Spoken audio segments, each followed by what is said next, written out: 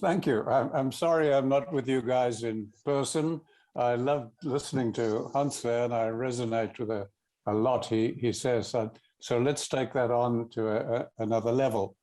Yeah, as you know, I talked with you, Pablo, about Multi-Scapes and your desire for Lincoln University to lead serious change, as Hugh indicated earlier, our institution is doing as well. So let me just dive right in. Why is it necessary to hold this conference about agriculture after 10,000 years of agriculture, which made civilization possible? Why, over a century of modern scientific agriculture, are we even holding this conference? People need to think about that. It's really, we're doing it because we now are facing global desertification, mega fires, and climate change that are feeding on each other in one of nature's feedback loops. It's really environmental degradation spiraling out of control. Now, in this, agriculture is playing a greater role than even fossil fuels, as most people, I think, at this conference recognize. So let me ask people at this conference listening to us to consider 2 points. First, we can never solve a problem without addressing its cause. Basic common sense. Secondly, although many have realized it, the whole world should now realize, because of the lessons of COVID, that humans, disease, and economy are inseparable. The COVID in a few months did more damage than 4 years of World War. It was up to economy. So, and also no country can be an island unto itself, not New Zealand, anywhere else. So with that in mind, what is the cause of desertification, megafires, and climate change? They have the same cause. What is it? Now, after years of denial, during which world leaders, politicians expected to act on this, have been told that it is being caused by fossil fuels, cattle, deforestation, overpopulation, etc. Those are the main ones, though. After these years of denial, we finally have acknowledgement from almost all scientists that humans are causing climate change. That's incredible, after years of denial. Now, if we are causing it, then the only possible interpretation of that is that management is the cause. So now we've got one cause isolated. Now, it is how we manage resources like fossil fuels or cattle or forests or any resources that leads to them doing environmental damage or anything else. No resource can cause a problem. Only the management of that resource can cause a problem. So I'm just using common sense here. So now, do we have any further confirmation, maybe, that it could be management that is causing desertification and climate change? Yes, we do. If anybody listening to this came to my home in Zimbabwe, we have 4 countries meeting at that point near the Victoria Falls, and we have over 30 national parks. Now, if you come and look at these national parks, as I'm speaking now, you will find they are our worst examples in many cases of biodiversity loss, habitat destruction, contribution to desertification, and climate change. Now, no fossil fuels are involved, no mining, no cattle, there's no deforestation, there's no people overpopulating these national parks. There's only one thing causing that, even national parks, to contribute to desertification and climate change, and that is management, the exact same management that is causing climate change, largely through agriculture playing a bigger role, as we said, than fossil fuels. Now, this is the same management that for various reasons and circumstances, I began questioning 65 years ago. our management as professional people managing wild areas of Africa that we planned as future national parks that were already beginning to deteriorate seriously. I was working with some of the world's top ecologists at the time, and I began to question this management because I was in charge. The buck stopped with me, and nobody could tell me what to do. And I hadn't a clue what to do. So I began studying the problem. So we manage at two scales generally, and Hans was mentioning some of this. We manage at what I call the human scale. All of us are managing ourselves, our lives, our families, small community, etc. And then we manage through organizations. Anything at large scale, we manage through organizations or institutions. Now, if management is the cause of what we're discussing today, all right, where do we start? We manage billions of things globally every day. What in all of that could be causing climate change and desertification? Fortunately, 40 years ago, we began breaking this down. When I say we, I was working with 2,000 scientists in various institutions that I'll mention later, and we began breaking this down. So let me do it. Almost everything we do, we are producing or making. We produce art, literature, music, buildings, computers, planes, cars, weapons, rockets, take us to the moon, take us to Mars. And of course, we produce vast amounts of food, beef, milk, cheese, meat, fruit, vegetables, grains, wine. And we produce electricity, and we produce fuel to drive and fly. So all of these things we produce or make, and it's almost everything in our lives. Now, all of these things have something in common to all of them. They stop if you stop making them or producing them. If a part breaks, fuel runs out, a battery stops, they stop. Every one of them we can produce independent of someone else, something else.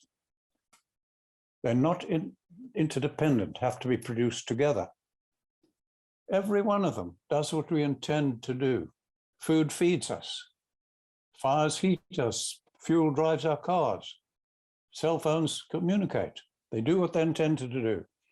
None of them are self-organizing, and in system science, these are defined as complicated. And Hans was giving you a clue to that. They're complicated, they're not complex. And when we have problems in these, they're called kind problems. Give us a few $1 million, give us 6 months, we solve it if a rocket blows up or whatever it is. So the problems are solvable. So the problem is not there with everything we produce and make. That's fine, that's beginning to narrow it down. So let's look at the things we manage. Now, when we look at what we manage, we find everything we manage does not stop or end. If a person dies, if thousands of people die, if millions of people die, it does not stop. If a species is obliterated, hundreds of species, 80% of the genera, or extinction is caused, it does not stop. It continues in changed form. If entire economies collapse, everything continues in changed form.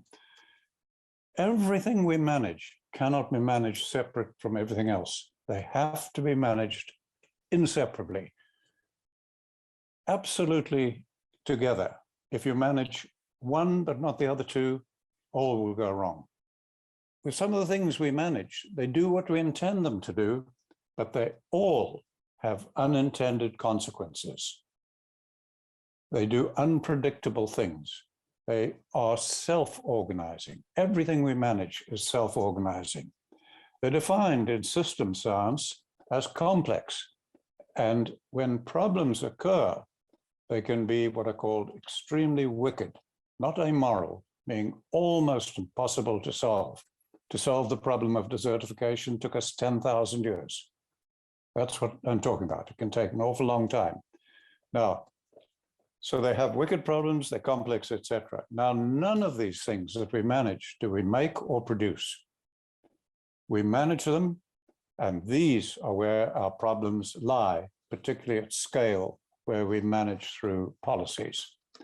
Now, thankfully, again, we can narrow down this list of things we manage, and we can narrow it down to three things. Humans only manage three things. That is going to make our task a lot easier.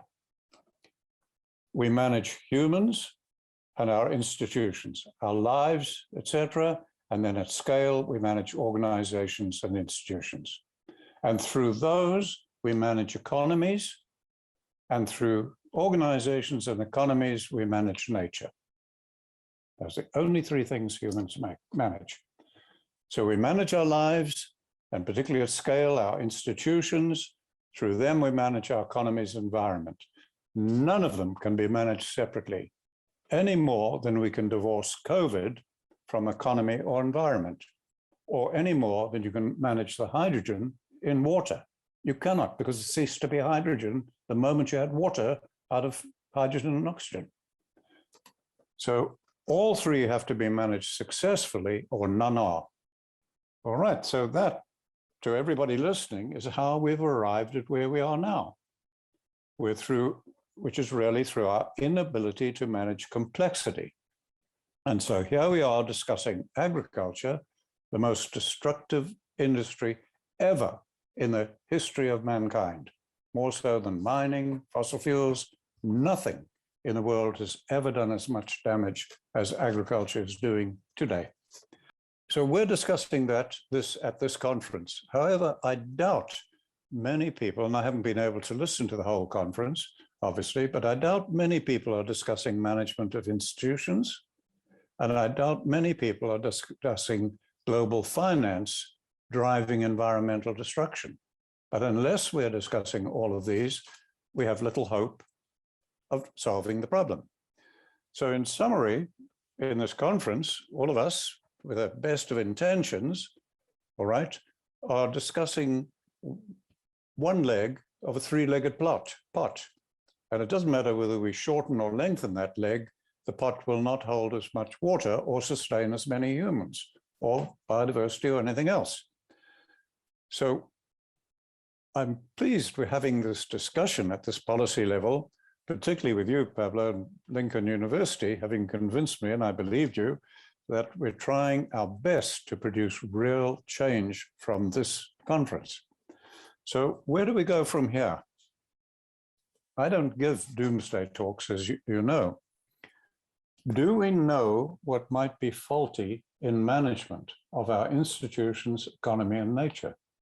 Because we need to know what is faulty in these three management of these three things if we're to solve this problem. Fortunately, again, that group of us, 2,000 scientists and economists and so on, early 1980s, broke this down. And there are two flaws in the way humans manage. So this was set up in the early 1980s when the USDA commissioned me to put 2,000 scientists and others through training over a 2-year period. They came through a week of training on a possible management solution that the Americans knew I was developing. And then I'd gone there as a political exile. Now, helped by this incredible concentration of brilliant people, good minds, we were able to break through on this. They all came from resource management agencies, universities, economists, World Bank, etc. And by 1984, we had broken through. What we had discovered was two entirely new management insights, not new science, management insights that went against thousands of years of human beliefs. Let's look at them. We humans have believed, and we still believe, there are thousands of ways of managing and developing policies. You can read about them in libraries, in books, and go to universities, everything, and learn about them. No, what we discovered is there's only one universal way. Every human makes management decisions the same way. So I don't know the thousands of people that will listen to this talk. What I do know is how they make every conscious decision in their lives. because all humans do it identically. So that was a discovery. And the second discovery was that we cannot do anything with all the money in the world. It's totally useless. We cannot do anything with all the creativity of humans. It's totally useless. We cannot do anything with all the labor of billions of people. We cannot do anything until we pick up a tool. So if I say to everybody listening today, I want you now not to use a tool of technology. Go and have a drink of milk. How would they do it? They'd have to go and look for a cow and suck with their mouth to even be able to drink milk. We cannot drink water, we cannot drink milk without tap, pipe, dam, whatever, technology. And what we discovered was that where we humans believed, and we professional people believed, we had thousands of tools and options we could use. When we put 2,000 people through training, I started them, because you can't tell people something, they have to learn it. And I started by just saying, okay, I don't care what university you're trained in the world, what profession you're trained, I want you to list every tool you were ever trained to use. Any university, any profession in the world. And people would list long lists of things, thousands of things, with 2,000 people going through that training. And we then broke those down into categories, and it was 2 tools. For 99% of human existence, we only had 2 tools. Technology from Stone Age, early tools that we couldn't alter our environment or affect our environment any more than any other tool using animal. Then we acquired fire roughly 1 million years ago, and we could melt the stones and go into the copper, the bronze, the Iron Age, and enjoy the computers we have today. The clothes we have, everything in this room was made possible by fire. So 99.9% of human existence, we've only had technology and fire, 2 tools. And about 10,000 years ago, we developed the idea of conservation, probably from nomadic pastoralists or farmers rotating their crops, of letting the environment recover by resting it. In 2013, when I gave a TED talk on desertification that went to over 7 million people, I was severely criticized by many academics for saying we had no option but to start looking at large animals as tools, not to feed us, not to provide leather, wool, as tools to save civilization. Because we only have 3 tools, and 2 of those tools cause desertification, and the 3rd one cannot reverse it. So we discovered this in, as I say, by 84. Now, having discovered those 2 flaws, we then realized we had to correct them. And we did so through 2 concepts, not in any branch of religion, any branch of science, any branch of philosophy. They're fairly simple. They're very simple. The first is, instead of making all human decisions to meet a need, a desire, or solve a problem, and as we do at policy level or individual level, we needed a holistic context, a new concept. We didn't have the language for it. We used Smuts's word, holistic, and it was a context that we had to develop to tie how we want our lives to be, deeply, spiritually, whatever, to our life-supporting environment and our economy as it would have to be centuries from now to be sustaining our descendants. And we had to bring into that the idea of animals, large animals as a tool, and every way in which humans have run large domesticated animals has led to biodiversity loss or desertification in every region of the world. We didn't know how to do it, and that piece of the puzzle we solved by reverting to 300 years of military planning experience in immediate battlefield conditions. We adapted that to addressing the complexity of the animals. So these we had by default. Now, doing this with those thousands of scientists and economists, we had them analyze hundreds of their own policies, bring their own policies to the courts. Now, these policies were about agriculture, droughts, floods, disease, problem plants, wildlife, forestry, poverty, you name it.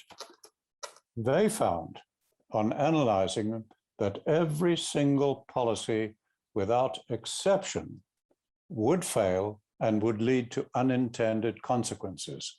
Economists jokingly refer to the law of unintended consequences when you're managing complexity. One group in training had quite an argument about that. They finally resolved it, made a statement that we wrote down and published in early 80s.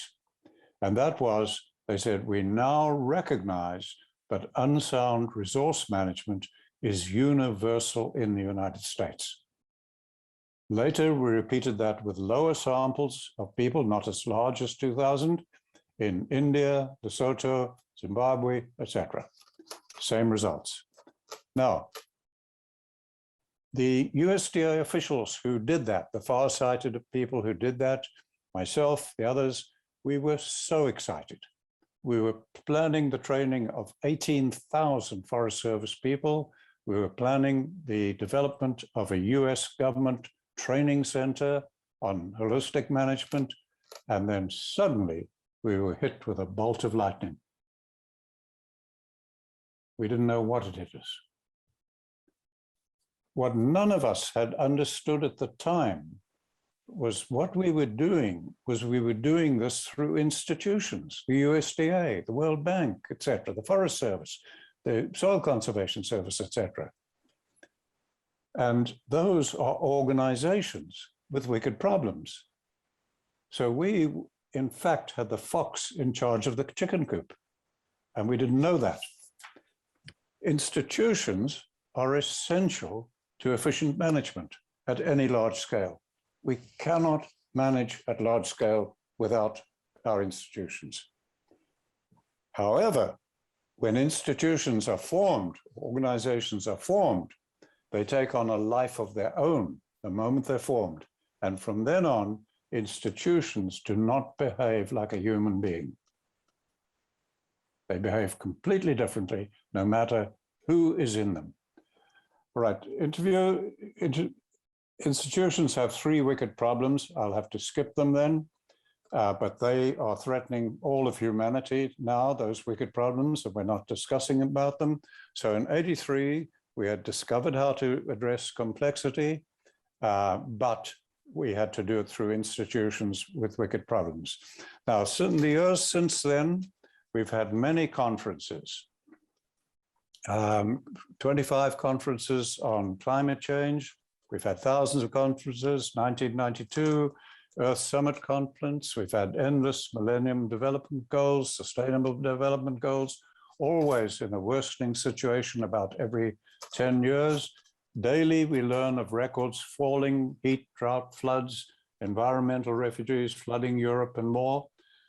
This month, we have a United Nations Food Summit, System Summit, considering 58 clusters of solutions. Now, never do we have a discussion on the cause of the problem. So at this conference, don't we risk the same thing? I think we do.